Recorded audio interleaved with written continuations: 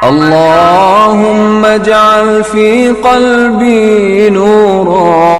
ستارہ جو ٹوٹ گیا. تاریخ اسلام کے کمسن جرنیل اور ہندوستان کے فاتح محمد بن قاسم کی ولولہ انگیز داستان. عنایت اللہ التمش. سورت کے قلعے کا حاکم موکو تھا. محمد بن قاسم نے موکو کو صلح اور دوستی کا پیغام بھیجنے کا فیصلہ کیا. شعبان ثقفی نے کہا کہ موکو کے پاس وہ خود جائے گا اور اسے اس کا وعدہ یاد دلائے گا. محمد بن قاسم نے شعبان ثقفی کو ہی بھیج دیا. اس کے ساتھ محافظ دستے کے 20 سوار بھیجے گئے تھے. موکو کو جو ہی اطلاع ملی کہ مسلمانوں کا ایلچی آیا ہے تو اس نے اسے فوراً بلا لیا. اب شعبان تاجروں کے بہروپ میں نہیں تھا. اس کے لباس سے اس کے رتبے کا اندازہ ہوتا تھا. موکو اسے دیکھ کر مسکرایا اور اسے عزت اور احترام سے بٹھایا. اسے اس نے پوری تعظیم دی جو ایک سالار کو یا کسی دوسرے بادشاہ کے ایلچی کو ملنی چاہیے. میں جانتا ہوں تم کیوں آئے ہو، موکو نے کہا. میں اپنے وعدے پر قائم ہوں. تو پھر معاہدہ ہو جانے میں دیر نہیں لگنی چاہیے. شعبان نے کہا. ہمارے سالار اعلیٰ اور لشکر کے امام محمد بن قاسم نے کہا ہے کہ آپ کا راج اسی طرح قائم رہے گا اور اس کی اور آپ کی تمام رعایا کی حفاظت کی ذمہ داری ہماری ہوگی. کیا آپ ہمارے سالار اعلیٰ سے ملنا پسند کریں گے یا وہ آ جائیں اور آپ ان کے لیے قلعے کے دروازے کھول دیں؟ میرے محترم دوست، موکو نے کہا، تم یہ تو جانتے ہو کہ میں اس علاقے کا حاکم اور خاندانی طور پر راجکمار ہوں، لیکن تم یہ نہیں جانتے کہ ہمارا خاندان ان جنگجو خاندانوں میں سے ہے جنہیں لوگ اپنا اور اپنے ملک کا محافظ سمجھتے ہیں اور وہ تسلیم کرتے ہیں کہ حکمرانی اور بادشاہی کا حق انہی جنگجو خاندانوں کو حاصل ہے. اگر میں تمہارے سالار سے ملنے کے لیے چلا جاؤں تو اس کا مطلب یہ ہوگا کہ میں نے اطاعت قبول نہیں کی بلکہ شکست قبول کی ہے. تم مجھے پہلی بار ملے تھے تو میں نے تمہیں بتایا تھا کہ میرا اپنا بھائی اور باپ میرے دشمن بنے ہوئے ہیں. ہماری دشمنی ایسی نہیں کہ ہم آپس میں لڑ پڑیں، لیکن وہ دونوں کہتے ہیں کہ میں اپنے خاندان کے لیے بدنامی کا باعث بنتا ہوں. لیکن وہ دونوں تو ہتھیار ڈال چکے ہیں، شعبان ثقفی نے کہا. وہ تو بات کرنے کے قابل بھی نہیں رہے. یہی ایک وجہ ہے کہ میں دوستی کے معاہدے کے لیے تمہارے سالار کے پاس نہیں جانا چاہتا، موکو نے کہا. تو کیا اس کا مطلب یہ ہوگا کہ آپ دوستی کا معاہدہ نہیں کریں گے؟ شعبان ثقفی نے کہا. کیا آپ ہمارا مقابلہ کر سکیں گے؟ یہ الگ بات ہے کہ میں مقابلہ کر سکوں گا یا نہیں، موکو نے کہا. میں یہ فیصلہ کر چکا ہوں کہ آپ کے ساتھ دوستی کا معاہدہ کروں گا، لیکن اس کا کوئی اور طریقہ اختیار کروں گا. میں اپنی اس رعایا کو جس میں میں ہر دل عزیز ہوں یہ تاثر نہیں دینا چاہتا کہ میں نے بزدلوں کی طرح مسلمانوں کے آگے ہتھیار ڈالے ہیں. مجھے تمہاری بات سمجھنے میں دشواری محسوس ہو رہی ہے، شعبان ثقفی نے کہا. مجھے شک ہونے لگا ہے کہ تم ہمیں دھوکہ دے رہے ہو. میرے عربی دوست، موکو نے کہا، میں نے تمہارے سالار تک پہنچنے کا جو طریقہ سوچا ہے وہ میں تمہیں بتاتا ہوں. کچھ دنوں بعد میری ایک بہن کی شادی ہو رہی ہے. یہ شادی ساکرہ میں ہوگی اور میں وہاں جاؤں گا. میں تمہیں دن اور وقت بتا دیتا ہوں اور ایک جگہ بھی بتا دیتا ہوں. تمہارے کم از کم 1000 آدمی مجھ پر حملہ کریں گے اور مجھے گرفتار کر لیں گے. میرے ساتھ بہت تھوڑے آدمی ہوں گے. تم اگر مجھے اس طرح پکڑ لو گے تو مجھ پر یہ الزام نہیں آئے گا کہ میں نے لڑے بغیر مسلمانوں کے آگے ہتھیار ڈال دیے ہیں. شعبان کو یہ تجویز اچھی لگی. موکو نے اسے ایک راستہ سمجھایا جو ساکرہ کی طرف جاتا تھا اور ایک ایسی جگہ بتائی جہاں زمین کٹی پھٹی تھی، ٹیلے اور ٹیکریاں بھی تھیں اور یہ زمین ہر لحاظ سے گھات لگانے کے قابل تھی. شعبان ثقفی موکو کے ساتھ ضروری تفصیلات طے کر کے واپس آ گیا. وہ قلعے سے نکل گیا تو موکو نے اپنے فوجی کمانڈروں کو بلایا. تم جانتے ہو کہ راجہ وسایو نے مسلمانوں کے آگے ہتھیار ڈال کر ان کی اطاعت قبول کر لی ہے، موکو نے ان سب سے کہا. مسلمانوں نے مجھے بھی اور ہم سب کو بھی میرے باپ کی طرح بزدل سمجھ لیا ہے. تم نے دیکھا ہے کہ ابھی ابھی مسلمان فوج کے سالار کا ایلچی میرے پاس آیا تھا. وہ یہ پیغام لے کر آیا تھا کہ ہم بغیر لڑے ان کی اطاعت قبول کر لیں. میں نے اس ایلچی کو دھتکار کر رخصت کر دیا ہے، اسے زندہ نہیں جانے دینا تھا، ایک کمانڈر نے کہا۔ وہ ہماری غیرت کو للکارنے آیا تھا۔ ہاں مہاراج، ایک دو اور نے کہا، اس کا سر کاٹ کر اس کے سالار کی طرف بھیج دینا تھا۔ میں نے ایسے ہی سوچا تھا، موکو نے کہا، لیکن یہ بزدلوں کی حرکت ہے۔ جنگجو اکیلے آدمی کو نہیں مارا کرتے، وہ دشمن کے لشکر کا مقابلہ کیا کرتے ہیں۔ تم لوگوں سے کہہ دو کہ میں نے دشمن کی اطاعت قبول کرنے سے انکار کر دیا ہے۔ لوگوں سے کہو کہ لڑائی کے لیے تیار رہیں۔ میں 2 روز بعد اپنی بہن کی شادی پر ساکرہ جا رہا ہوں۔ اس شادی پر تم سب کو جانا تھا، لیکن تمہارا یہاں رہنا زیادہ ضروری ہے، کیونکہ خطرہ ہے کہ دشمن میری غیر حاضری میں حملہ کر سکتا ہے۔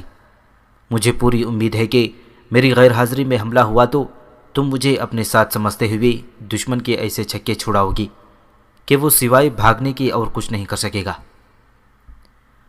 موکو نے اپنے فوجیوں اور شہریوں میں جوش و خروش پیدا کر دیا۔ مورخوں کی تحریروں سے پتہ چلتا ہے کہ موکو خود سر آدمی تھا۔ یہ بتانا ناممکن ہے کہ اس خاندان پر حملہ ہوا تھا اور جنگ کی حالات پیدا ہو گئے تھے۔ پھر انہوں نے اپنی لڑکی کی شادی ملتوی کیوں نہیں کی تھی؟ تاریخوں میں اتنا ہی اشارہ ملتا ہے کہ موکو اپنی بہن کی شادی پر ساکرہ جا رہا تھا اور اس نے شابان سقفی سے کہا تھا کہ راستے میں اس پر حملہ کر کے اسے گرفتار کر لیا جائے۔ شابان سقفی نے محمد بن قاسم کو موکو کی اسکیم سنائی۔ کیا تم نے اس پر غور نہیں کیا؟ محمد بن قاسم نے کہا، یہ بھی تو ہو سکتا ہے کہ ہم 1000 مجاہدین کو بھیج دیں تو وہاں 2-3 ہزار آدمی گھات میں موجود ہوں اور وہ ہماری 1000 نفری کو ختم کر دیں۔ خطرہ مول لینا پڑے گا، شابان نے کہا۔ ہم یوں کر سکتے ہیں کہ ان 1000 آدمیوں کو آگے بھیج کر ان کے پیچھے 500-600 سوار کچھ فاصلے پر رکھ کر بھیج دیں۔ محمد بن قاسم نے شابان سقفی کی تجویز منظور کر لی۔ جس خطرے کا اس نے اظہار کیا تھا وہ بیجا نہیں تھا۔ دھوکہ دہی اور فریب کاری ہندو کی فطرت میں شامل ہے، جو شروع ہی سے ہندو کی فطرت کا لازمی حصہ بنی رہی ہے۔ محمد بن قاسم ہندو کی اس فطرت سے اچھی طرح واقف تھا، اس لیے اس نے اس خطرے کو محسوس کیا اور اپنے 1000 مجاہدین کو بچانے کے لیے 300 سوار تیار کر لیے، جنہوں نے ان 1000 مجاہدین سے 1.5-2 میل کے فاصلے پر رکھ کر پیچھے پیچھے جانا تھا۔ 1000 مجاہدین کو الگ کر لیا گیا اور ان کی کمان سالار نباتہ بن حنظلہ کو دی گئی۔ اسے اور اس 1000 نفری کو اچھی طرح سمجھا دیا گیا تھا کہ کیا کارروائی کرنی ہے۔ انہیں یہ بھی بتایا گیا کہ مقابلہ نہ ہونے کے برابر ہوگا اور ہو سکتا ہے کہ مقابلہ بہت ہی سخت ہو اور گھیرے میں آ جانے کا بھی خطرہ ہو۔ انہیں مزید جنگی ہدایت بھی دی گئیں اور مقررہ دن سے 1 رات قبل یہ دستہ نباتہ بن حنظلہ کی زیر کمان روانہ ہو گیا۔ وہ جگہ غالباً بہت دور نہیں تھی۔ یہ دستہ عام راستے سے ہٹ کر دشوار گزار علاقے سے گزرتا طلوع آفتاب سے پہلے اس مقام تک پہنچ گیا جو موکو نے شابان سقفی کو بتایا تھا۔ وہاں سے ایک کشادہ پگڈنڈی گزرتی تھی۔ اس کے دائیں اور بائیں کے علاقے میں ٹیلے بھی تھے، گہرے کھڈ بھی تھے اور کہیں کہیں ریتیلی چٹانیں بھی تھیں۔ یہ علاقہ اور اس کے خدوخال گھات کے لیے موزون تھے۔ نباتہ بن حنظلہ کے 1000 آدمیوں کو زمین کے ان نشیب و فراز نے چھپا لیا۔ 300 سوار جو اس دستے کے پیچھے آ رہے تھے وہ بھی پہنچ گئے، لیکن انہیں وہاں رکنا نہیں تھا۔ انہیں وہاں سے تقریباً 1 میل دور ایک ایسی گہرائی میں بھیج دیا گیا جہاں وہ کسی کو نظر نہیں آ سکتے تھے۔ اس گہرائی کے قریب ایک آدمی کو ایک اونچے ٹیلے پر بٹھا دیا گیا جہاں سے وہ اس جگہ کو دیکھ سکتا تھا جہاں 1000 آدمیوں کو گھات میں بٹھایا گیا تھا۔ اس کا کام یہ تھا کہ وہ دیکھتا رہے اور جب اسے اس طرف سے اشارہ ملے تو وہ سوار دستے کو بتائے۔ اس کے اس اشارے پر اس دستے نے ان 1000 مجاہدین کی مدد کو پہنچنا تھا۔ آدھا دن گزر چکا تھا جب دور سے ایک گھوڑ سوار قافلہ آتا نظر آیا۔ نباتہ بن حنظلہ سامنے کھڑا دیکھ رہا تھا۔ پگڈنڈی سے ہٹ کر ایک ٹیلے کے پیچھے ہو گیا اور اس نے اپنے مجاہدین کو تیاری کا حکم دیا۔ وہ خود ٹیلے کی اوٹ سے اپنی طرف آتے ہوئے قافلے کو دیکھنے لگا۔ وہ موکو کو نہیں پہچانتا تھا، لیکن گھڑ سوار جو کچھ اور قریب آ گئے تھے کوئی عام سے مسافر نہیں لگتے تھے۔ وہ جب اور قریب آئے تو اس نے دیکھا کہ ان سواروں کے آگے آگے جو سوار آ رہا تھا اس کا لباس شاہانہ تھا اور اس کا گھوڑا بھی اعلیٰ نسل کا تھا۔ اس کے پیچھے جو گھوڑ سوار آ رہے تھے وہ فوجی ترتیب میں تھے۔ ان کے پاس جو برچیاں تھیں وہ انہوں نے اس طرح سیدھی پکڑ رکھی تھیں کہ ان کی انیاں اوپر کو تھیں۔ نباتہ بن حنظلہ نے دور دور تک نگاہ دوڑائی، اسے کہیں کوئی پیادہ یا سوار دستہ ادھر آتا نظر نہ آیا۔ یہ قافلہ موقع کا ہی تھا۔ اس کے ساتھ جو سوار تھے ان کی تعداد 100 سے کچھ کم تھی۔ جو ہی موقع گھات کے قریب آیا، نباتہ بن حنظلہ نے اپنے مجاہدین کو اشارہ کیا۔ 1000 نفری طوفان کی طرح اٹھی، اور جس طرح اسے پہلے ہی بتا دیا گیا تھا اس نے موقع اور اس کے محافظوں کو ذرا سی دیر میں گھیرے میں لے لیا۔ تمام سوار اپنے ہتھیار نیچے پھینک دو۔ نباتہ بن حنظلہ نے ترجمان کی معرفت موقع کے سوار محافظ دستے کو للکار کر کہا، ہتھیار پھینک کر گھوڑوں سے اتر آؤ اور گھوڑوں کو چھوڑ کر الگ کھڑے ہو جاؤ۔ نباتہ بن حنظلہ موقع کے قریب چلا گیا اور اسے کہا، اور اس میں کوئی شک نہیں کہ موقع تم ہی ہو، کیا تم اپنے ساتھ اپنے محافظوں کو ہمارے ہاتھوں مروانا پسند کرو گے؟ تم لوگ کیا چاہتے ہو؟ موقع نے نباتہ بن حنظلہ سے پوچھا۔ موقع کے سوار محافظوں نے ابھی ہتھیار نہیں ڈالے تھے۔ سب سے پہلے تو میں یہ چاہتا ہوں کہ تمہارے یہ سوار تلواریں اور پرچیاں پھینک کر گھوڑوں سے اتر آئیں۔ نباتہ بن حنظلہ نے جواب دیا، اگر یہ ہمارے ہاتھوں اپنے جسموں کے ٹکڑے کروانا چاہیں تو میرا حکم بے شک نہ مانے، اور اگر یہ ہتھیار ڈال دیں تو ان کے ساتھ کیا سلوک ہوگا؟ موقع نے پوچھا۔ اگر تم اپنے آپ کو ہمارے حوالے کر دو تو انہیں آزاد کر دیا جائے گا۔ نباتہ بن حنظلہ نے کہا، مجھے امید ہے کہ تم ہمیں ان سواروں کے قتل کے گناہ سے بچا لو گے۔ تم دیکھ رہے ہو کہ تم ہمارا مقابلہ نہیں کر سکتے۔ یہ باتیں موقع کے محافظوں کو سنانے کے لیے کی جا رہی تھیں۔ صرف موقع اور نباتہ جانتے تھے کہ ایک ناٹک کھیلا جا رہا ہے۔ اس ناٹک کا اختتام یوں ہوا کہ نباتہ بن حنظلہ کے اشارے پر اس کے چند مجاہدین نے موقع کو پکڑ لیا۔ اس کے محافظوں نے مسلمانوں کی اتنی زیادہ نفری دیکھ کر ہتھیار ڈال دیے۔ نباتہ بن حنظلہ ان سب کو قیدی بنا کر لے گیا۔ محمد بن قاسم نے موقع کا استقبال عزت اور احترام سے کیا اور اسے اپنے ساتھ بٹھا لیا۔ کیا آپ ویسے اطاعت قبول نہیں کر سکتے تھے؟ محمد بن قاسم نے موقع سے پوچھا۔ یہ کھیل کھیلنے کی کیا ضرورت تھی؟ سمجھنے کی کوشش کریں میرے عربی دوست، موقع نے کہا۔ راجہ داہر ہمارا عزیزم ہے اور آقا بھی۔ سندھ ہمارا وطن ہے جو ہمارے باپ دادا نے ورثے کے طور پر پیچھے چھوڑا ہے۔ ہم یہ بھی جانتے ہیں کہ راجہ داہر کا راج قائم رہے گا تو ہم بھی سر بلند رہیں گے۔ راجہ داہر نے ہم پر جو مہربانیاں کی ہیں ان کا صلہ یہ نہیں کہ ہم اس کے دشمن کے ساتھ مل جائیں، لیکن جب ہم دیکھ رہے ہیں کہ اس دشمن کو ہم شکست نہیں دے سکتے تو اپنی فوج کو کٹوانا اور اپنی رعایا کو لٹوانا نیکی اور دانشمندی نہیں۔ اس نے مسکرا کر کہا، دانشمندی یہ ہے کہ نئے حالات سے فائدہ اٹھایا جائے۔ اس طرح موقع نے محمد بن قاسم کی اطاعت قبول کر لی۔ چچنامہ میں مختلف حوالوں سے لکھا ہے کہ محمد بن قاسم نے موقع کو اپنے برابر بٹھایا اور اسے 1,00,000 درہم انعام کے طور پر دیا۔ جب محمد بن قاسم اس کے قلعے میں گیا تو اس کے سرداروں اور خاندان کے چیدہ افراد کو خلعت اور عربی گھوڑے تحفے کے طور پر دیے۔ اس کے علاوہ بیٹ اور سورت کی حکومت بھی موقع کو عطا کر دی اور یہ فرمان بھی جاری کیا کہ یہ علاقہ موقع کی آئندہ نسلوں کی ملکیت اور حکومت میں رہے گا۔ محمد بن قاسم نے موقع سے صرف یہ مدد مانگی کہ وہ اتنی کشتیاں فراہم کر دے جن سے دریا عبور کیا جا سکے۔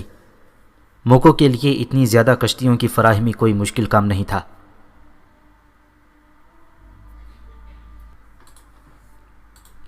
اروڑ میں راجہ داہر کے محل کے اندر اور باہر سناٹا طاری تھا۔ اگر کسی کی آواز سنائی دیتی تھی تو وہ داہر کی آواز تھی۔ اس کی آواز میں قہر اور عتاب تھا۔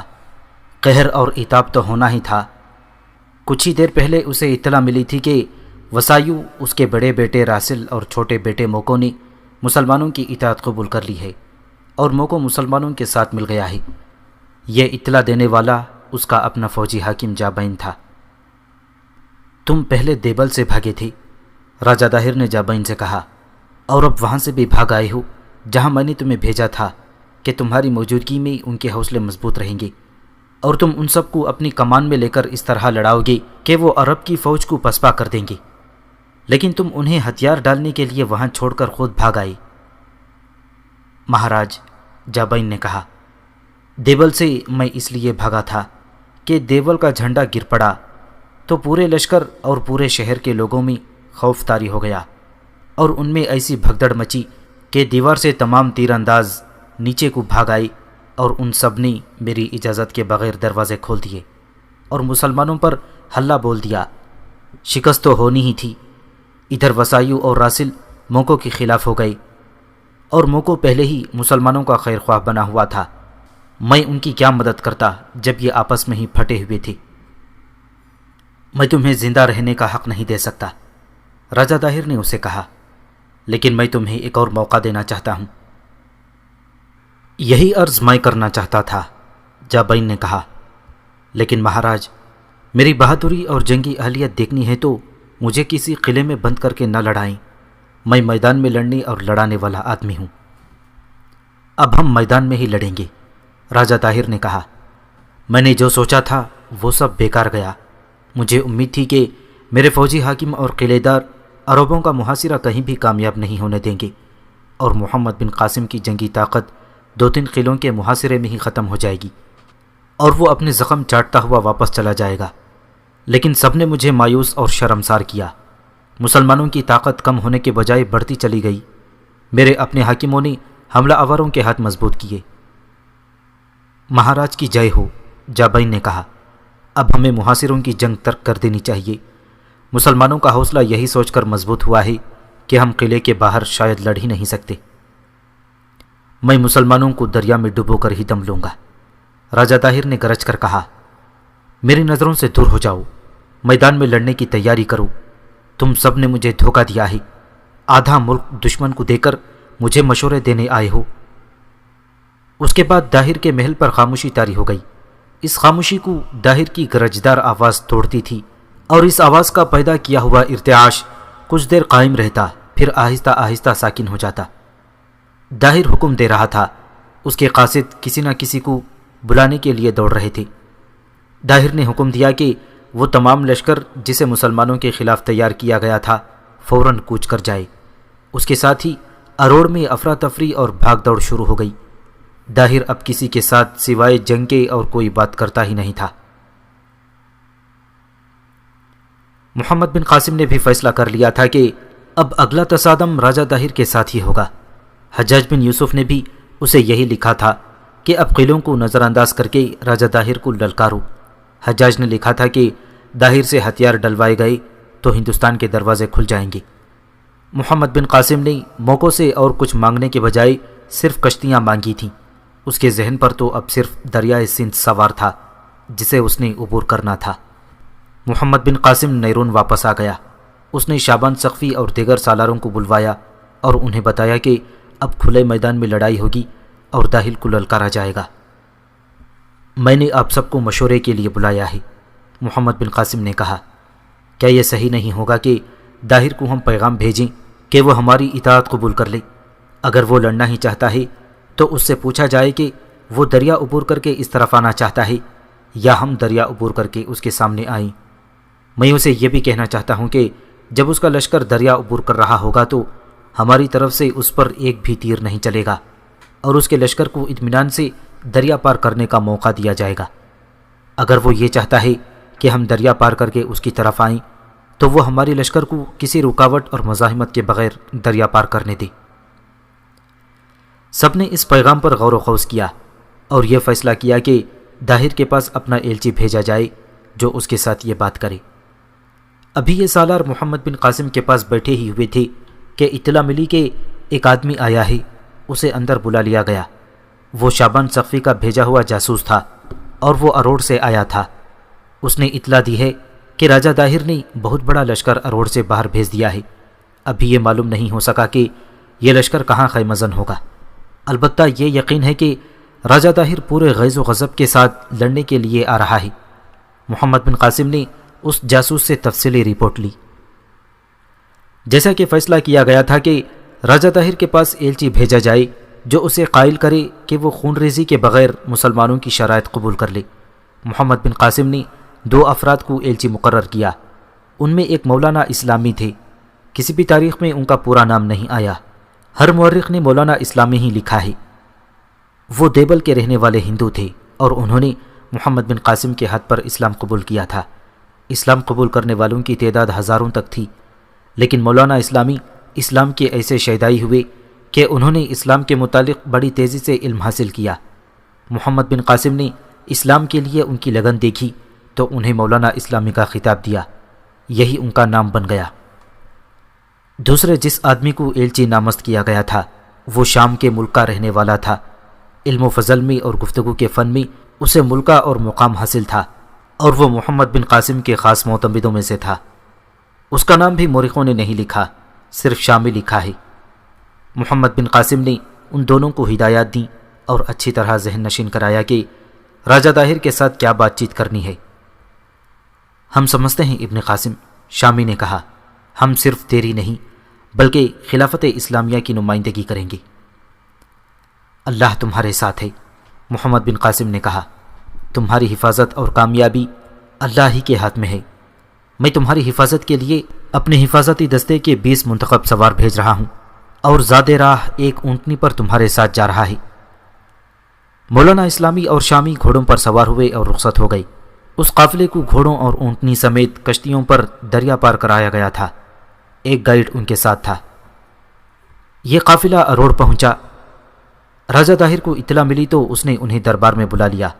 مورخ لکھتے ہیں کہ مولانا اسلامی اور شامی اپنی حیثیت کا یہ مظاہرہ کیا کہ اپنے 20 سوار محافظوں کو ساتھ لے کر طاہر کے دربار تک گئے۔ سواروں کو دربار کے سامنے 2 صفوں میں کھڑا کیا۔ ہر سوار کے ہاتھ میں برچھی تھی، اوپر کو اٹھی ہوئی برچیوں کی انیاں چمک رہی تھیں۔ دونوں ایلچی گردنیں اونچی اور سینے تانے ہوئے طاہر کے دربار میں داخل ہوئے۔ وہاں ترجمان کی ضرورت نہیں تھی کیونکہ مولانا اسلامی دیوبل کے رہنے والے تھے اور اسی خطے کی زبان بولتے تھے۔ تم سب پر اللہ کی سلامتی ہو، مولانا اسلامی نے کہا۔ راجہ طاہر انہیں گھور رہا تھا، اس کے ماتھے پر شکن پڑ گئی۔ کیا تم دونوں شاہی آداب سے واقف نہیں؟ راجہ طاہر نے لہجے میں رعونت پیدا کر کے کہا، یا تمہیں کسی نے بتایا نہیں کہ تم ایک راجہ کے دربار میں داخل ہو رہے ہو؟ مہاراجہ کے دربار میں؟ کسی درباری کی آواز سنائی دی۔ یہ سندھ کے مہاراجہ کا دربار ہے جس کی ہیبت سے سب کانپتے ہیں۔ مولانا اسلامی نے شامی کو بتایا کہ راجہ طاہر اور اس کے درباری کیا کہہ رہے ہیں۔ تم جانتے ہو انہیں کیا جواب دینا ہے، شامی نے کہا۔ سر ذرا اور اونچا کر کے بات کرو۔ ہم صرف اللہ کے دربار کے آداب جانتے ہیں اے راجہ، مولانا اسلامی نے کہا۔ کسی انسان کے آگے جھکنا ہمارے مذہب میں گناہ ہے۔ ہمیں بتایا گیا ہے کہ تم دیوبل کے رہنے والے ہو۔ راجہ طاہر نے مولانا اسلامی سے کہا، تم ہمارے ملازم تھے، تم اچھی طرح جانتے ہو کہ دربار میں جسے بھی آنے کا شرف بخشا جاتا ہے وہ جھک کر آداب بجا لاتا ہے اور بعض سجدہ بھی کرتے ہیں۔ تمہیں دربار میں آ کر آداب کا خیال رکھنا اور جھکنا چاہیے تھا۔ میں جب آپ کا ملازم تھا تو جھکا کرتا تھا، مولانا اسلامی نے کہا۔ اب میں مسلمان ہوں، سجدے کے لائق صرف اللہ ہے، آپ اللہ کے گمراہ بنتے ہیں۔ میں آپ کو وہ روشنی دکھانے آیا ہوں جس نے مجھے کفر کی تاریکی میں سیدھا راستہ دکھایا ہے۔ تم خوش قسمت ہو کہ ایلچی بن کر آئے ہو، راجہ نے غصیلی آواز میں کہا، ورنہ میں تم دونوں کو قتل کرا دیتا، پھر تم سمجھ جاتے کہ سجدے کے لائق کون ہے۔ مولانا اسلامی نے شامی کو بتایا کہ طاہر نے کیا کہا ہے۔ اسے کہو کہ ہم دونوں کے قتل سے عرب کی فوج کو کچھ نقصان نہیں پہنچے گا۔ شامی نے مولانا اسلامی سے کہا، لیکن ہمارے خون کی جو قیمت تمہیں دینی پڑے گی اسے تم تصور میں نہیں لا سکتے۔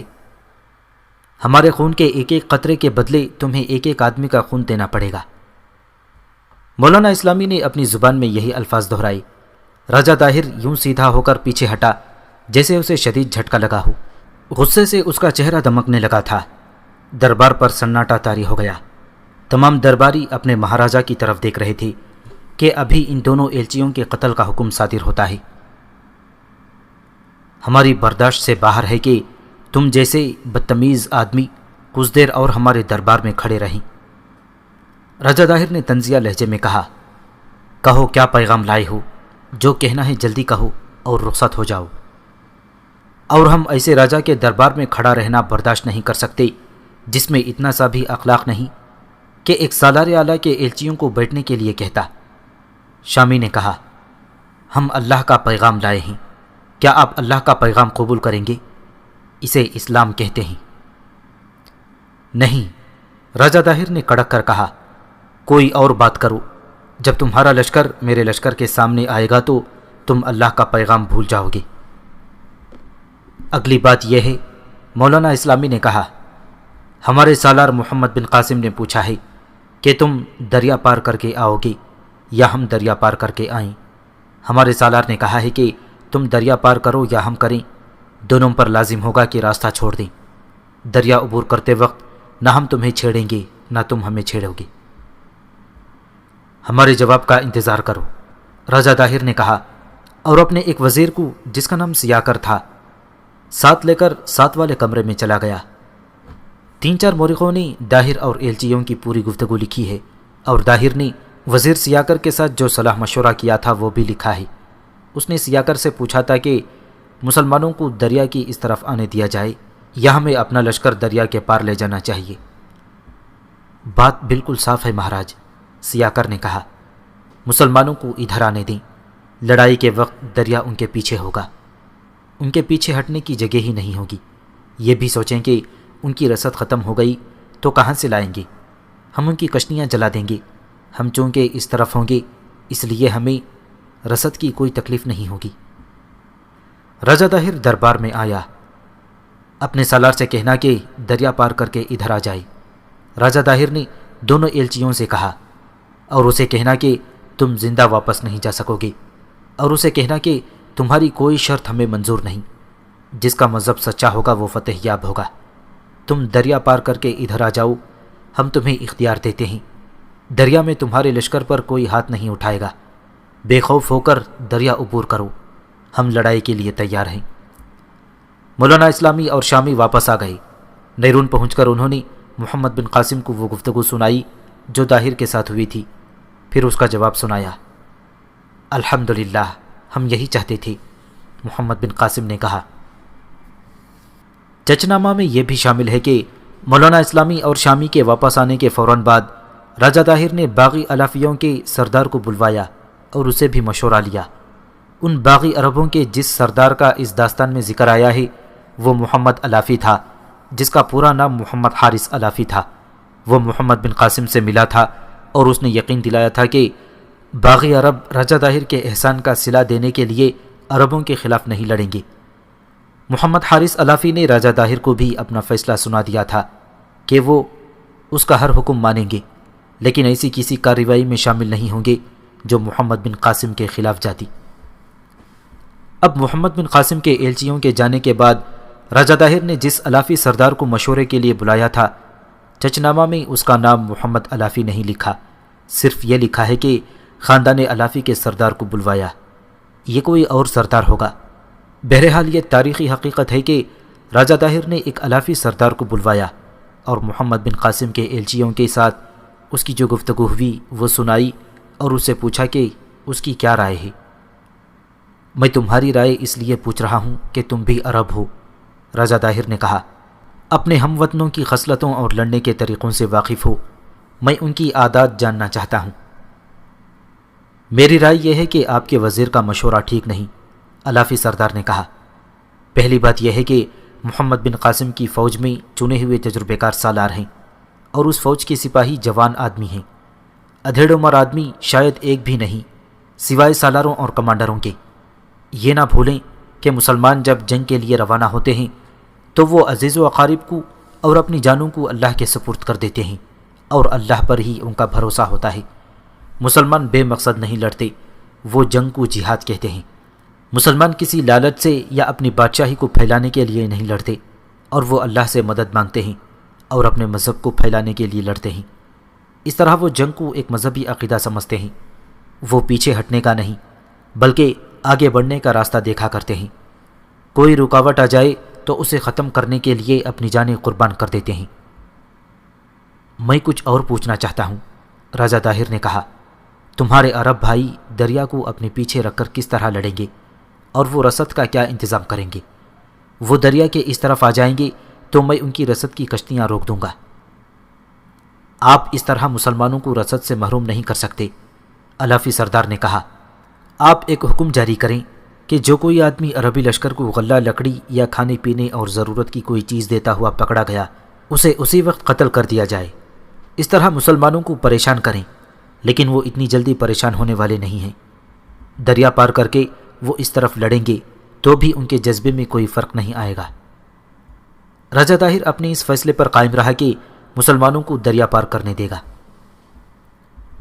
محمد بن قاسم نے جب مولانا اسلامی اور شامی کو راجہ طاہر کے پاس اروڑ بھیجا، اسی وقت اس نے ایک تیز رفتار قاصد کو ایک خط دے کر حجاج بن یوسف کی طرف بھیجا تھا۔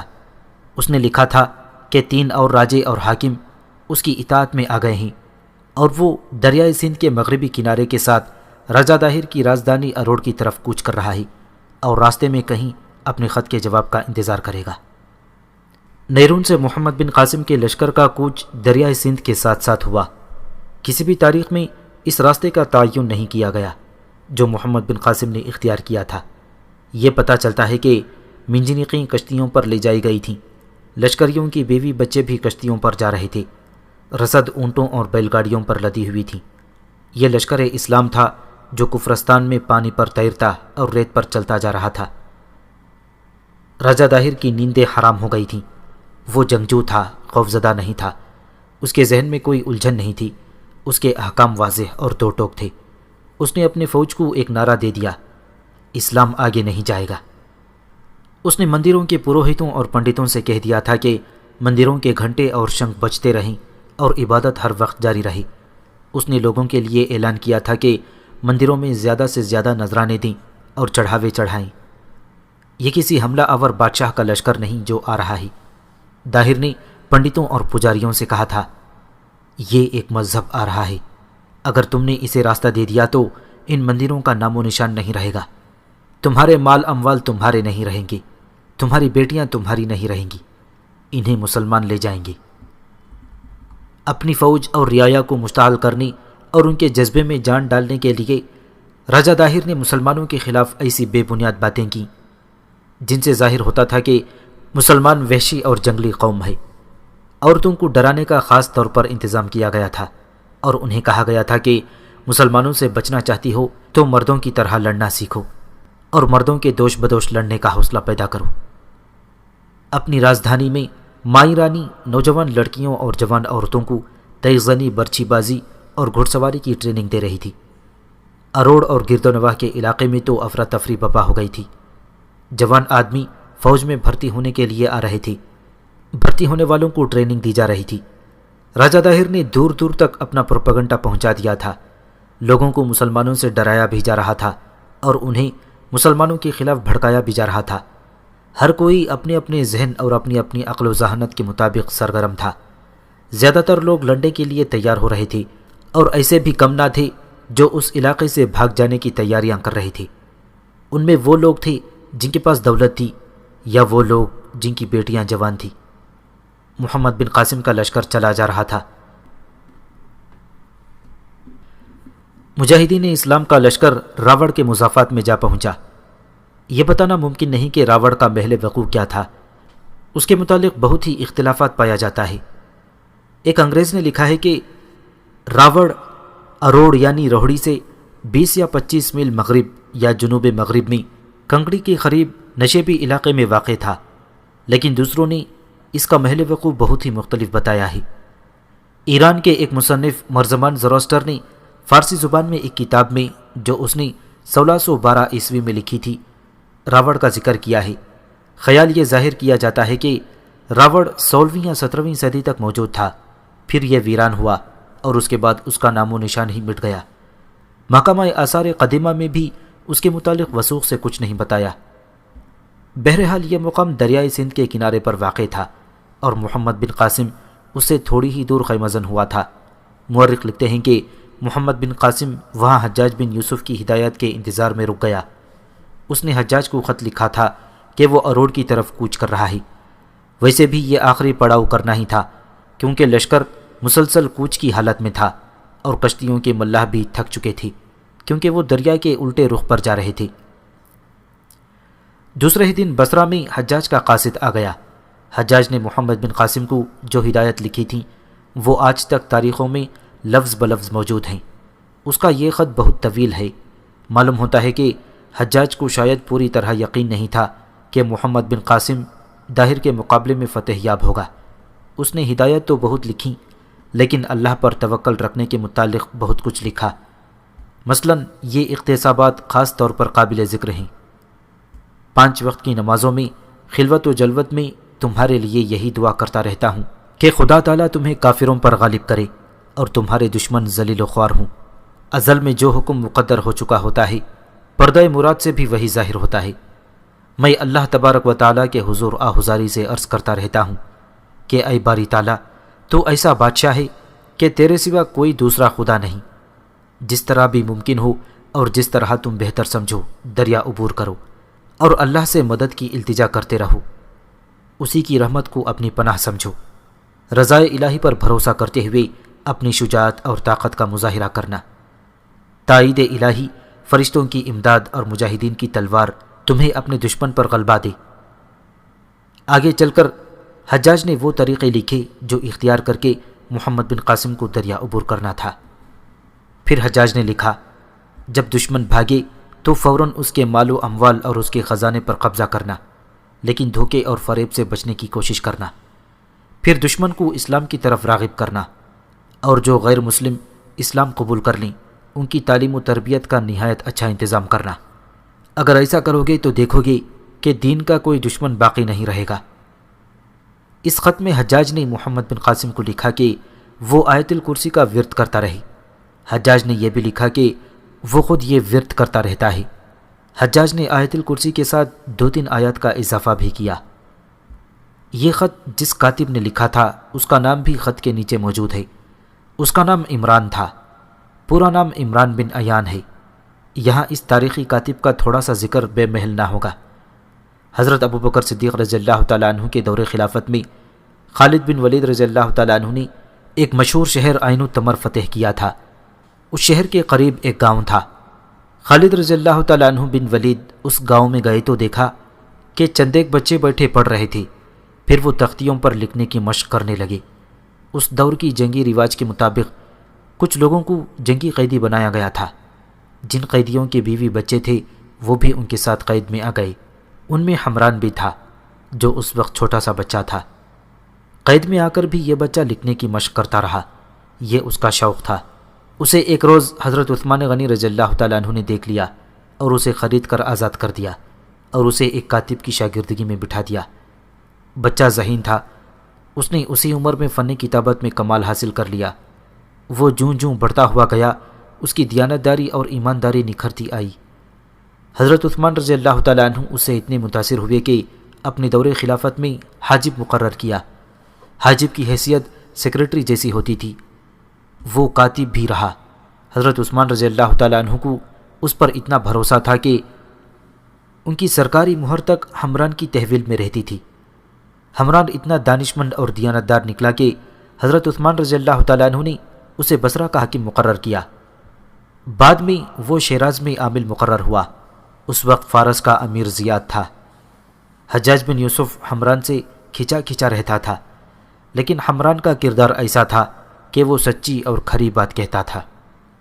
حجاج کا کردار کچھ اور تھا۔ جب حجاج کو بصرے کی امارت ملی تو اس نے حمران پر بیجا سختیاں شروع کر دیں اور اس کی جائیداد ضبط کرنے کا حکم جاری کر دیا۔ لیکن اس وقت کے خلیفہ عبد الملک نے حجاج کا یہ حکم منسوخ کر دیا اور حجاج سے کہا کہ وہ اپنے دل سے حمران کی عداوت نکال دے، کیونکہ یہ صداقت پسند ہے اور ہمارے پاس خلفائے راشدین کی نشانی ہے۔ حمران کو ایک اعزاز یہ بھی حاصل تھا کہ وہ احادیث کے راویوں میں شمار ہوتا تھا۔ بعد میں حجاج بن یوسف نے اسے اتنا اعزاز دیا کہ اسے اپنا کاتب مقرر کر لیا۔ حجاج کے خطوط جو محمد بن قاسم کو لکھے جاتے تھے وہ حمران ہی لکھتا تھا۔ اس عرصے میں اس کی عمر 88 سال ہو چکی تھی۔ اس خط میں حجاج نے دریا عبور کرنے کے متعلق جو ہدایت لکھی تھیں ان میں اس نے خاص طور پر یہ لکھا کہ کشتیوں کے ملاح چونکہ وہاں کے مقامی لوگ ہوں گے، اس لیے انہیں اچھی طرح پہچان لینا اور انہیں انعام و اکرام سے خوش رکھنا۔ جہاں سے دریا عبور کرو وہاں کے گھاٹ کو اچھی طرح دیکھ لینا، اور یہ بھی خیال رکھنا کہ جہاں تمہارا لشکر دریا کے پار جائے وہاں دلدل نہ ہو۔ دریا کے پار جا کر تمہیں لڑائی کا یہ فائدہ حاصل ہوگا کہ دریا تمہاری پشت پر ہوگا اور دشمن تمہاری پشت پر نہیں آ سکے گا۔ اس خط کے بعد محمد بن قاسم نے دریا پر جا کر دیکھنا شروع کر دیا کہ دریا کہاں سے عبور کیا جا سکتا ہے۔ اس کے ساتھ اس کے سالار بھی ہوتے تھے۔ ایک دو سالاروں نے محمد بن قاسم کو مشورہ دیا کہ راجہ وسایو ہمارا مطیع ہے، اسے بلایا جائے، وہ بتا سکے گا کہ دریا پار کرنے کے لیے موزوں گھاٹ کہاں ہوگا۔ محمد بن قاسم نے اس مشورے کو قبول کرتے ہوئے ایک مقامی آدمی کو روانہ کیا کہ وسایو کو لے آئے۔ وسایو بیٹ کے قلعے میں موجود تھا، جو وہاں سے خاصے فاصلے پر تھا، اور وہ جگہ دریا کے پار تھی۔ یہ آدمی دریا پار کر کے دوسرے کنارے پر پہنچا ہی تھا کہ دو آدمیوں نے اسے پکڑ لیا اور پوچھا کہ وہ کہاں سے آیا ہے اور کہاں جا رہا ہے۔ اس آدمی نے جھوٹ بولا اور یہ ظاہر نہ ہونے دیا کہ وہ محمد بن قاسم کی طرف سے راجہ وسایو کے پاس جا رہا ہے، لیکن ان آدمیوں نے شاید دیکھ لیا تھا کہ وہ مسلمانوں کی طرف سے آیا ہے۔ اسے پکڑ کر اروڑ لے گئے، جہاں اس سے اس کی اصلیت اگلوائی گئی۔ راجہ طاہر نے اپنے بیٹے جے سینا کو حکم بھیجا کہ وہ اپنے دستے لے کر اس علاقے میں پہنچ جائے جو وسایو کے علاقے اور دریا کے درمیان آتا ہے۔ طاہر کا مطلب یہ تھا کہ وسایو اور اس کے بیٹے راسل اور موکو یہ تینوں مسلمانوں کو کسی قسم کی مدد نہ دے سکیں۔ راجہ طاہر کو یہ اطلاع بھی مل گئی تھی کہ محمد بن قاسم کا لشکر راوڑ کے علاقے میں پہنچ چکا ہے اور شاید دریا کے کنارے پر بھی آ گیا ہے۔ طاہر اسی وقت ہاتھی پر سوار ہوا اور دریا کے اپنی طرف والے کنارے پر اس جگہ پہنچا جہاں اسے مسلمانوں کا لشکر صاف نظر آ رہا تھا۔ اس وقت محمد بن قاسم دریا کے قریب ہی کہیں کھڑا تھا۔ راجہ طاہر آ گیا ہے، ایک ملاح نے بڑی بلند آواز سے کہا۔ وہ ہاتھی پر سوار ہے۔ سب نے ادھر دیکھا۔ ایک ہاتھی پر چمکدار ریشمی کپڑا پڑا ہوا تھا اور اس پر شاہانہ ہودج تھا۔ ہودج میں جو آدمی کھڑا تھا وہ پوشاک اور ڈیل ڈول سے بادشاہ لگتا تھا۔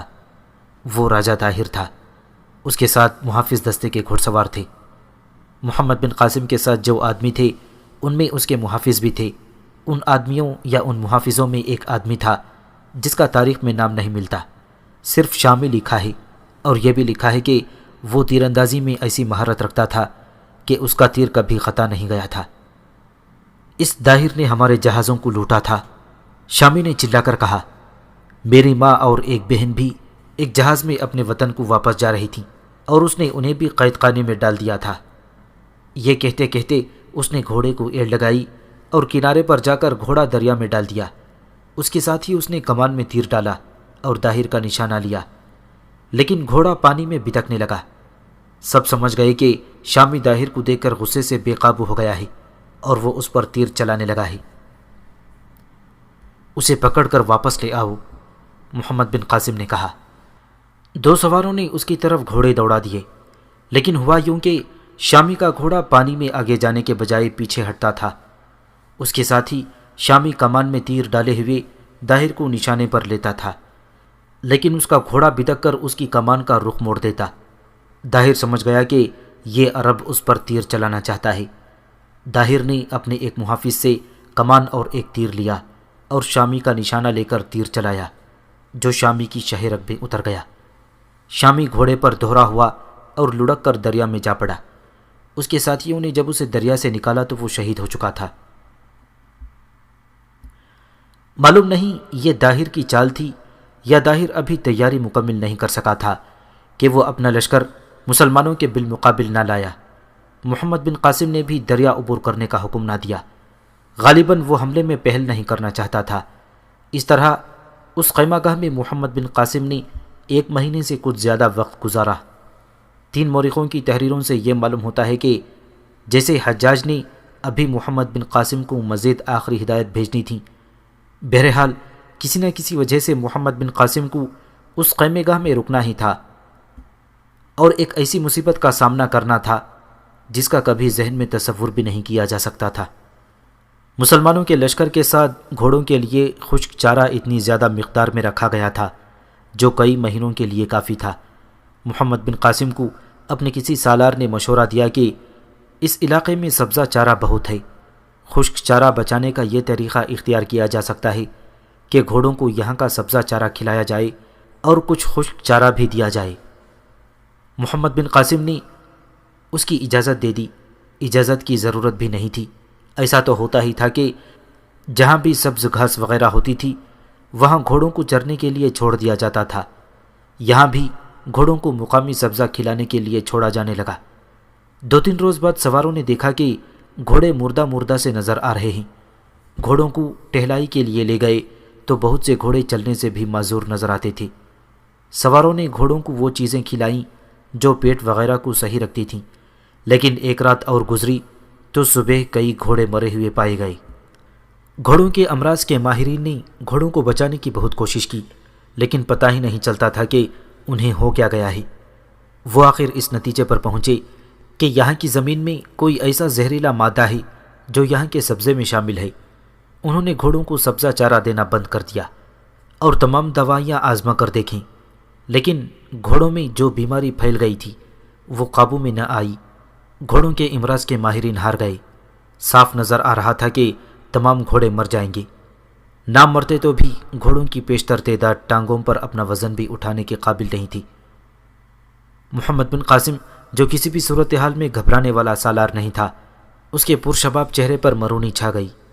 وہ گھوڑوں کو چپ چاپ دیکھ رہا تھا۔ کیا سوار پیادوں کی طرح لڑ سکیں گے؟ محمد بن قاسم نے اپنے سالاروں سے کہا، میں یہاں سے پیچھے نہیں ہٹوں گا۔ اگر راجہ طاہر کو پتہ چل گیا کہ ہمارے گھوڑے بیکار ہو گئے ہیں تو وہ حملہ کر دے گا۔ سواروں سے کہو کہ تمہیں پیادوں کی طرح لڑنا پڑے گا۔ نہیں ابن قاسم، ایک ادھیڑ عمر سالار نے کہا، کیا تو نہیں جانتا کہ طاہر میدان میں ہاتھی لائے گا؟ ہمارے سوار پیادوں کی طرح لڑنے سے انکار تو نہیں کریں گے، لیکن یہ سوچ ابن قاسم، کیا ہم پیادوں سے ہاتھیوں اور دشمن کے گھڑ سوار لشکر کا سامنا کر لیں گے؟ نہیں، اپنے لشکر کا قتل عام نہ کر۔ اگر ہم ایک بار شکست کھا گئے تو پھر سنبھلنا مشکل ہو جائے گا۔ سوچنے دے، کوئی راستہ نکل آئے گا۔ لیکن میں پیچھے جانے والے راستے پر نہیں چلوں گا، محمد بن قاسم نے کہا۔ محمد بن قاسم نے خدا کے حضور گڑ گڑانا شروع کر دیا۔ وہ پوری ایک رات آیت الکرسی کا ورد کرتا رہا اور کئی بار اس کے آنسو نکل آئے۔ اللہ کے سوا اس کی مدد کرنے والا کوئی نہ تھا۔ خطرہ یہ تھا کہ دشمن کو پتہ چل گیا تو وہ کسی اور گھاٹ سے دریا عبور کر کے حملہ کر دے گا۔ صبح طلوع ہوئی تو دریائے سندھ کے اس اطراف والے کنارے سے ایک کشتی آ لگی۔ اس سے ایک آدمی اترا جو راجہ طاہر کا ہی فوجی حاکم ہو سکتا تھا۔ اس کا لباس حاکموں جیسا تھا اور اس کے ساتھ 8 محافظ تھے۔ وہ مسلمانوں کی خیمہ گاہ میں آیا اور بتایا کہ وہ راجہ طاہر کا ایلچی ہے اور محمد بن قاسم سے ملنا چاہتا ہے۔ اسے محمد بن قاسم کے خیمے تک لے گئے۔ تاریخ اسلام کا یہ کم عمر سالار اللہ کے حضور دست بدعا تھا۔ فارغ ہو کر اس نے ایلچی کو خیمے میں بلوا لیا۔ تاریخ سندھ میں یہ واقعہ تفصیل سے لکھا ہے۔ کیا راجہ طاہر نے میرے لیے کوئی پیغام بھیجا ہے؟ محمد بن قاسم نے پوچھا۔ ہاں عرب کے سالار، طاہر کے ایلچی نے کہا۔ راجہ طاہر نے کہا ہے کہ آپ نے اپنی اور ہمارے لیے بھی مشکلات پیدا کر دی ہیں۔ اپنی حالت دیکھ لیں، مجھے پتہ چل گیا ہے کہ آپ کے گھوڑوں میں بیماری پھیل گئی ہے۔ آپ گھوڑوں کے بغیر کس طرح لڑ سکتے ہیں؟ آپ جس کام کی انتہا تک پہنچنا چاہتے ہیں وہ آپ کی بدنصیبی اور ذلت کا باعث بننا شروع ہو گیا ہے۔ میں اس شرط پر آپ کے ساتھ صلح کا معاہدہ کر لوں گا کہ آپ یہیں سے واپس چلے جائیں اور آپ کے پورے لشکر کو رسد دے دوں گا تاکہ آپ کا کوئی آدمی بھوکا نہ مر جائے۔ اور یہ بھی سوچو کہ آپ کے پاس ایسے بہادر مرد نہیں ہیں جو میری فوج کا مقابلہ کر سکیں گے۔ میں آپ کو سوچنے کا موقع دے رہا ہوں۔ اگر تباہ و برباد ہونا ہے تو جنگ کے لیے تیار ہو جاؤ۔ مورخوں نے لکھا ہے کہ راجہ طاہر کے اس پیغام نے محمد بن قاسم کو جھنجھوڑ ڈالا۔ نہ اداسی رہی نہ مایوسی رہی۔ اپنے راجہ سے بعد السلام کہنا۔ محمد بن قاسم نے راجہ طاہر کے ایلچی سے کہا، میں ان سالاروں میں سے نہیں ہوں جو ذرا سی مصیبت سے گھبرا کر پیچھے ہٹ جایا کرتے ہیں۔ تم نے میری اطاعت قبول نہیں کی، یہ سرکشی ہے جو میں معاف نہیں کروں گا۔ اگر تم صلح کے خواہش مند ہو تو تمہارے خزانے میں جو کچھ ہے وہ ہماری خلافت کے حوالے کر دو اور خلافت اسلامیہ کی اطاعت قبول کرو۔ نہیں کرو گے تو اللہ تعالیٰ کی مدد سے میں واپس جاؤں گا۔ تو تمہارا سر اپنے ساتھ لے جاؤں گا۔ رضا طاہر کے ایلچی کے جانے کے فوراً بعد محمد بن قاسم نے ایک قاصد کو حجاج کے نام پیغام لکھوا کر دیا اور قاصد سے کہا کہ وہ اڑتا ہوا بصرہ پہنچے اور حجاج کو یہ پیغام دے اور جواب لے کر اسی رفتار سے واپس آئے۔ محمد بن قاسم نے رضا طاہر کو للکار تو دیا تھا، لیکن وہ گھوڑوں کی طرف دیکھتا تھا تو اس کے ہاتھ اللہ کے حضور اٹھ جاتے تھے۔ وہ لڑنے کے قابل نہیں تھا۔ تباہی اور بربادی بڑی تیزی سے اس کی طرف بڑھی آ رہی تھی۔ محمد بن قاسم پر یہ آفت ناگہانی اکیلی نہیں آ پڑی تھی کہ گھوڑوں میں کوئی پراسرار بیماری پھیل گئی اور تمام گھوڑے نیم مردہ ہو گئے۔ گھوڑے مرنے بھی لگے تھے۔ اس سے کچھ دن پہلے سیوستان کے قلعہ بند شہر سیسم میں بڑی سنگین نوعیت کا ایک واقعہ ہو گیا تھا جس نے محمد بن قاسم کے پاؤں جکڑ لیے تھے۔ سیوستان کی فتح سنائی جا چکی ہے۔ یہ جنگ سیسم کے قلعے میں لڑی گئی تھی۔ رضا طاہر کا بھتیجا وجے رائے وہاں سے بھاگ گیا تھا، لیکن وہ اسی علاقے میں گھومتا پھرتا رہا اور بڑی جلدی پتہ چل گیا کہ وہ محمد بن قاسم کے خلاف سیوستان کے لوگوں کو بغاوت کے لیے تیار کر رہا ہے۔ محمد بن قاسم نے ایک نائب سالار عبد الملک بن قیس کو کچھ نفری دے کر باغیوں کی سرکوبی کے لیے بھیجا تھا، جس نے تھوڑے سے وقت میں باغیوں کو کچل ڈالا اور وجے رائے بھی ایک جھڑپ میں مارا گیا تھا۔ اس کے بعد محمد بن قاسم تھوڑی سی نفری سیسم میں چھوڑ کر نیرون چلا گیا اور اب وہ اروڑ سے کچھ دور خیمہ زن تھا۔ اس دوران سیسم کے قلعے میں امن و امان رہا۔ جو ہندو اور بدھ وہاں سے بھاگ گئے تھے وہ بھی مسلمانوں کے اچھے سلوک اور فیاضی کو دیکھ کر واپس آ گئے تھے۔ شہر کے مضافات میں رہنے والے لوگوں کو پتہ چلا کہ مسلمانوں کی حکومت ہر کسی کو انصاف اور حقوق دیتی ہے اور لوگوں کی عزت و آبرو کی حفاظت کی ذمہ دار بن جاتی ہے، تو باہر کے کئی خاندان شہر میں منتقل ہو گئے۔ اس طرح اس شہر کی آبادی بڑھ گئی۔ محمد بن قاسم کے مقرر کیے ہوئے حاکم، عمال اور فوجی یہ دیکھ نہ سکے کہ باہر سے آنے والے زیادہ تر لوگ ہندو ہیں۔ مسلمانوں نے بدھوں اور ہندوؤں کو مذہبی آزادی دے دی تھی، اس لیے ان کے مندروں کی رونق اودھ کر آئی۔ یہ بھی کسی نے نہ سوچا کہ ہندوؤں کے بڑے مندر میں رات کو بھی ہندو عبادت میں مصروف رہتے ہیں۔ اس شہر میں تاجروں کے قافلے تو آتے ہی رہتے تھے، لیکن اب قافلے پہلے سے زیادہ آنے لگے۔ ایک ایک قافلہ 40 سے 50 اونٹوں تک ہوتا تھا۔ اس کے مال کے خریدار زیادہ تر ہندو ہوتے تھے۔ ہر قافلے کے ساتھ آدمی زیادہ آتے تھے۔ یہ کسی نے نہ دیکھا کہ ایک قافلے کے ساتھ جتنے آدمی آتے ہیں اتنے واپس نہیں جاتے۔ مال کی خریداری اس طرح ہو رہی تھی کہ کپڑا بوریوں میں بند ہوتا تھا، بعض بوریاں کھولی نہیں جاتی تھیں۔ 2-4 ہندو یہ بوریاں خرید لیتے اور اونٹوں پر لاد کر اپنے گھروں کو لے جاتے تھے۔ بوریاں گھروں کے اندر کھلتیں اور ہر بوری سے ایک آدمی برآمد ہوتا تھا۔ ان آدمیوں کو رات کے وقت ہندو بانٹ لیتے اور ایک ایک دو کو اپنے گھروں میں لے جا کر چھپا دیتے۔ ایک روز ایک ہندو رشی جس کی داڑھی بڑی لمبی اور سر کے بال بھی لمبے تھے قلعے میں داخل ہوا۔ اس کے ہاتھ میں ترشول تھا۔ اس نے ماتھے پر 3 رنگوں کی لمبوتری لکیریں ڈالی ہوئی تھیں۔ اس کے ساتھ 5-6 چیلے تھے۔ ان کے حلیے بھی اپنے رشی جیسے تھے۔ چونکہ وہ مذہبی پیشوا تھا اس لیے اسے قلعے کے دروازے پر نہ روکا گیا۔ یہ شہر میں داخل ہوا۔ اس شہر کی کایا پلٹ جائے گی۔ اس نے ترشول اوپر کر کے کہا، زمین بدل جائے گی، آسمان بدل جائے گا۔ وہ کہتا جا رہا تھا، میں خوشخبری لے کر آیا ہوں، مسلمان رحم دل بادشاہ ہیں۔ وہ کچھ نہ کچھ کہتا مندر تک جا پہنچا۔ ہندوؤں کا ایک ہجوم اس کے پیچھے پیچھے چل پڑا۔ رشی مندر کے اندر چلا گیا۔ پنڈتوں نے لوگوں سے کہا کہ رشی مہاراج بڑا لمبا سفر طے کر کے آئے ہیں، انہیں آرام کی ضرورت ہے، یہ کل صبح سب کو درشن دیں گے۔ وہ رات سیسم قلعے کی ایک پراسرار رات تھی۔ قلعے کے دروازے بند تھے۔ سنتری بے فکری سے برجوں میں بیٹھے تھے۔ وہ ذرا سی دیر کے لیے باہر نکلتے اور ادھر ادھر دیکھ کر پھر برج میں جا کر بیٹھ جاتے تھے۔ انہیں کوئی خطرہ نظر نہیں آ رہا تھا۔ سیوستان پر مسلمانوں کا قبضہ تھا۔ بغاوت دبائی جا چکی تھی اور باغیوں کا سردار وجے رائے مارا جا چکا تھا۔ شہر پر قبرستان جیسا سکوت طاری تھا۔ لوگ گھروں میں گہری نیند سو رہے تھے۔ اس خاموشی اور اس سکوت میں ایک طوفان انگڑائیاں لے رہا تھا۔ اس طوفان نے سیسم کی خاموش راتوں میں پرورش پائی تھی اور اب یہ سب کچھ اپنے ساتھ اڑا اور بہا لے جانے کے لیے تیار ہو چکا تھا، اور اس طوفان نے ہندوؤں کے مندر سے اٹھنا تھا۔ اس رات مندر کے ایک خاص کمرے میں 10-12 آدمی بیٹھے تھے۔ ان میں ایک تو اس مندر کا بڑا پنڈت تھا، دوسرا وہ رشی تھا جو اسی روز شہر میں داخل ہوا تھا، لیکن مندر میں اس کا حلیہ کچھ اور تھا۔ اس کی داڑھی اتنی لمبی نہیں تھی، نہ اس کے بال لمبے تھے، اس کے ماتھے پر رنگدار لکیریں بھی نہیں تھیں، اس کے چہرے کا رنگ بدلا ہوا تھا۔